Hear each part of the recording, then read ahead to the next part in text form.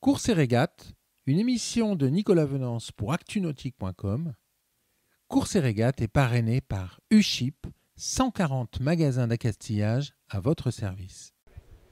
Bonjour et bienvenue à vous sur Courses et régates. Alors aujourd'hui, chers amis et viewers, voilà, je vois vos yeux pétiller.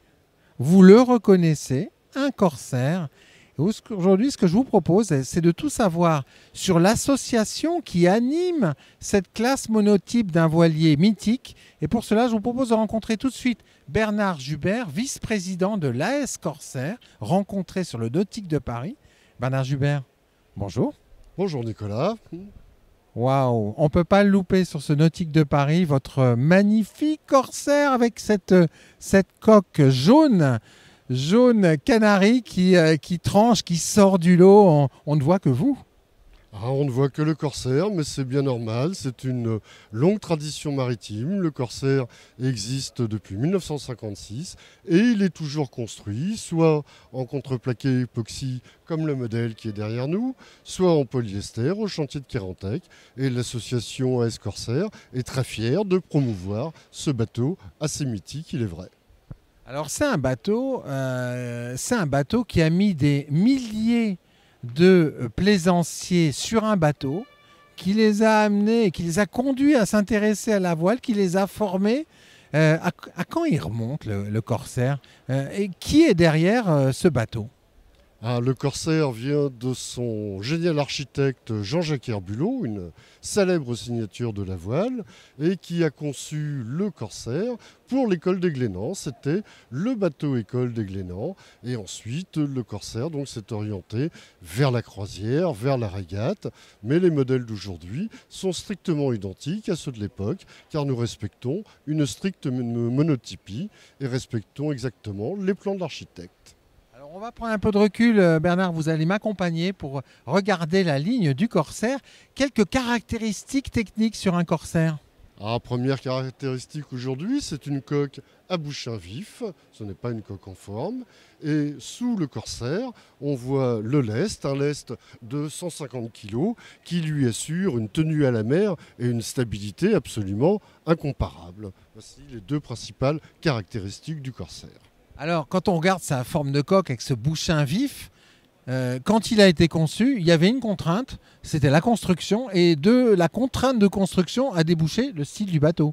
Exactement, c'était une contrainte de construction liée aussi aux conditions économiques. Herbulot voulait un bateau qui ne soit pas cher à construire. C'est donc parti de 3 panneaux de contreplaqué qui donnent la taille du bateau, sa largeur, son mètre-beau. L'ensemble du bateau a été taillé dans 3 planches de contreplaqué marine. Là, on voit les caractéristiques du bateau. Alors ça, c'est un modèle en composite construit chez Brava. Alors c'est un bateau qui a un style très particulier parce que par rapport au bateau de l'époque, là on est sur un voilier habitable et on n'est pas sur un dériveur ouvert comme ceux qu'on connaissait à l'époque. Effectivement, c'est la taille au-dessus, mais c'est la même ligne, par exemple, que le Vaurien, qui a aussi été dessiné par Jean-Jacques Herbulot. Mais c'est un véritable bateau habitable dans lequel on peut passer aujourd'hui encore une semaine à bord à 2, 3, 4 personnes et passer des vacances très agréables. Nous trouvons toujours une place au port. Nous ne sommes pas trop ennuyés par l'électronique, par les pannes moteurs, car nous naviguons relativement à l'ancienne.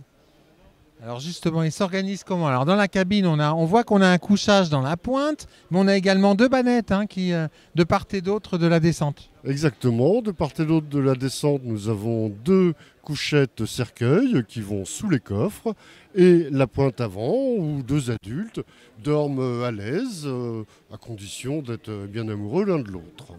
Alors ensuite, le cockpit, on est sur de la barre franche à l'ancienne. Une barre franche qui permet de manipuler le safran qui sert assez peu parce que le bateau a une très très bonne stabilité de route. Il n'y a pas besoin de s'escrimer sur la barre pour le faire avancer. Donc c'est un safran suspendu dont la particularité est d'être assez court, ce qui permet quand le bateau beach, quand le bateau arrive sur la plage où on peut passer une nuit au bord de l'eau avec des béquilles, eh bien le safran ne touche pas le sol. Alors effectivement, on regarde la carène et on comprend la stabilité de forme en fait du bateau.